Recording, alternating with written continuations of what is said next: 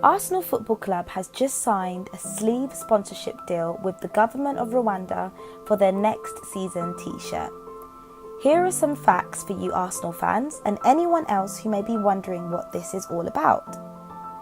Rwanda is a tiny country in the middle of Africa that has been under a brutal dictatorship under the same leader for the last 24 years. This leader is General Paul Kagame, who has been accused by the UN for the deaths of 5 to 6 million people in Rwanda and neighbouring DRC between 1996 and 2002.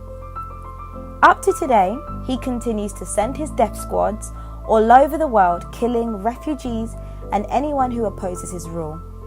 Just 2 months ago, Rwanda's government was discovered to be planning assassinations on Rwandan refugees in the UK who were critical of the dictatorship.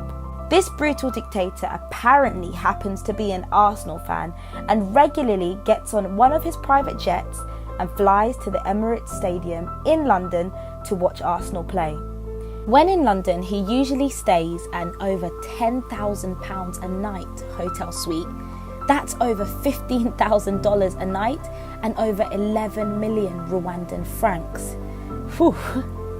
Obviously, his country must be a rich mineral country like Wakanda or something for him to be able to afford the luxury of flying across the world to watch football. Wrong. According to Global Finance website, Rwanda is the 20th poorest country in the world. Rwanda's budget is heavily reliant on foreign aid.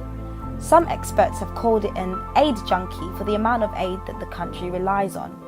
So I guess you could argue that British, US, Canadian and other taxpayers are actually the ones paying Arsenal for the sponsorship.